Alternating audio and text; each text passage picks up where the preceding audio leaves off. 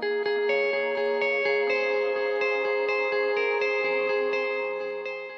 2003, I was taught a lot of lessons, 3 of which have been really critical to how I see the world today. 3 lessons which, truth be told, it actually took me almost a decade to finally learn. 3 lessons which change how I see myself in the world, that change how I see you in the world, and change how I see what's possible in the world. And so my invitation to you today is that as you listen to the story I'm going to share, that you begin to wonder and think in your life and the life of those that you touch and this world that you live in, where have you defined and created limits? And who has defined you and created limits? Because it all began in 2003. I was studying my master's degree at night, and I took a job in a high school in a special needs and additional needs classroom. And on my first day, it was also the first day of a young lady who was 17 years old, and her name was Antoinette.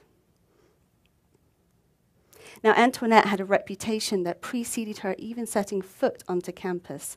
So when I arrived early and eagerly to that first day, the teacher said to me, "We have a new student and you're a new staff, and so I'm going to pair you with Antoinette. But don't worry, I'm not expecting too much because I've already had a phone call from the school that she was at before, and they've already told us about her. You know, she's unpleasant, uncooperative, she's aggressive, she doesn't speak, she doesn't engage, she doesn't want to learn." I can't even remember the full list, but there was a long list of all the things that she already was. And then I was handed a folder, and it was a thick folder, and I was told to just glance through it so I could kind of get a bigger picture of who Antoinette was. And as I looked through the folder, it was full of all the limits, all the things she couldn't do. The truth was, I had no idea what to do with her because I'd just learned all the things she couldn't do, and I was actually scared. Like, how am I going to help this girl who does nothing and she's aggressive? I remember the moment that Antoinette came into that classroom because she was wheeled in her wheelchair. She had had trauma during her birth, and she had physical deformity. She had cognitive impairment, and she didn't learn language. And as she came in, she was wheeled in to a brand new room, and this is what I saw. Her head hung low.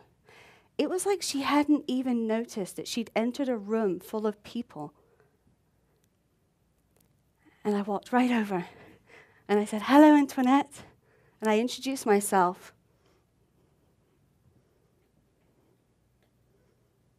She had 0 interest in engagement with me, despite my cheery demeanor.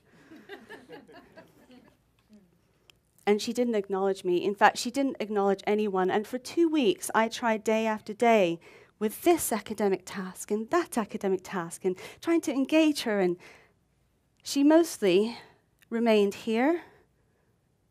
And occasionally, she batted me away like an annoying fly.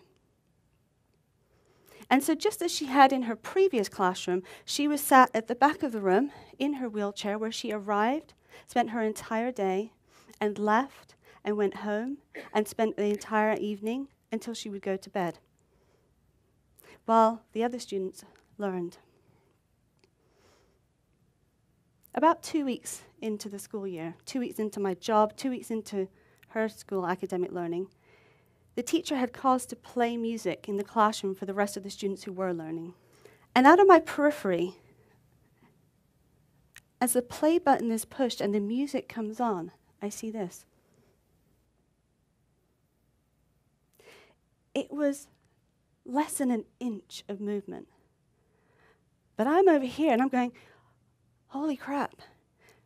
Did she just move her head because the music came on, or did that just happen by coincidence? And this curiosity came in me, so the next day I brought in a CD player. It was 2003, it was CD player. And I put on some music and I got her headphones. And this is what I saw.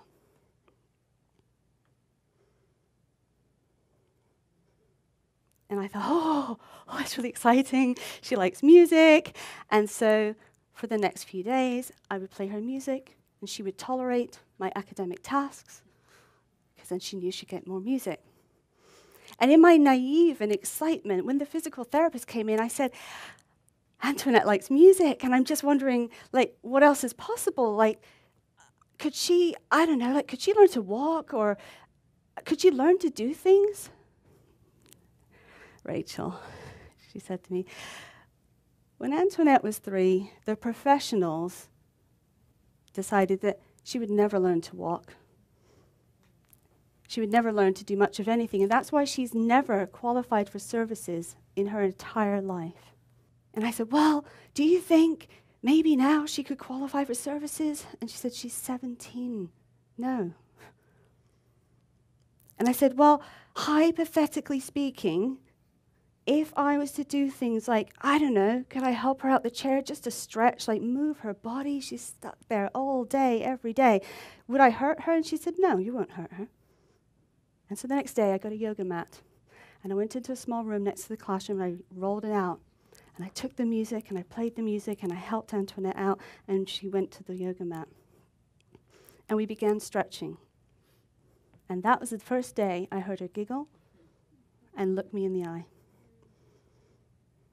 So we did that for a few days.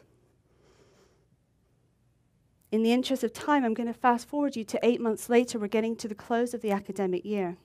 Antoinette goes to PE. It's track day.